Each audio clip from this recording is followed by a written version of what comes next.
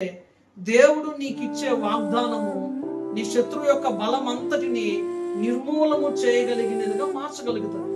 ఈ రోజున గానుగు చాటును కూర్చున్న గిద్యోనుని మనం చెప్పుకోవాల్సి వస్తే దేవుడు కొరకు బల పరాక్రమం కలిగిన వ్యక్తి అయిన వాడుగా మనం మాట్లాడుకుంటా ఉన్నాం.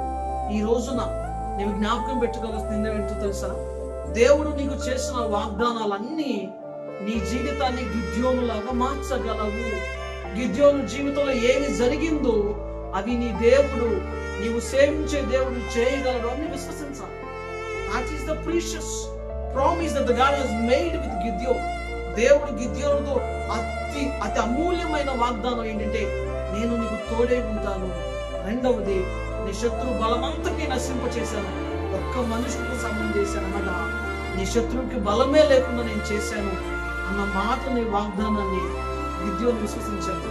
నేను ఒక మాట చెప్తాను ఈ రోజున, నీ జీవితంలో కూడా నా జీవితంలో కూడా దేవుని వాగ్దానాలను మనం విశ్వసించగలిగితే నోబడి అయిన మనల్ని he can make somebody and he can make us a great nation. మనలను ఒక గొప్ప జనాంగంగా దేవుడు చేయగలడండి.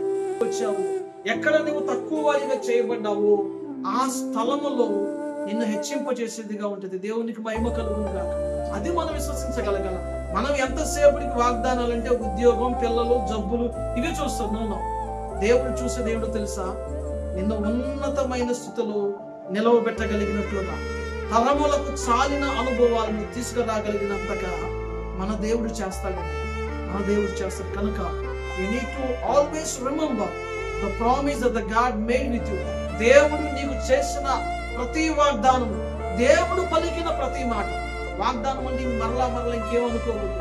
దేవుడు తాను జరిగిస్తాను అని ఈ గ్రంథములో సెలవిచ్చిన ప్రతి మాట అది అమూల్యమైనది అని నీవు ఎరిగినట్లయితే నీ జీవితంలో ఉన్నతమైన కార్యాలను నువ్వు చూడగలుగుతావు.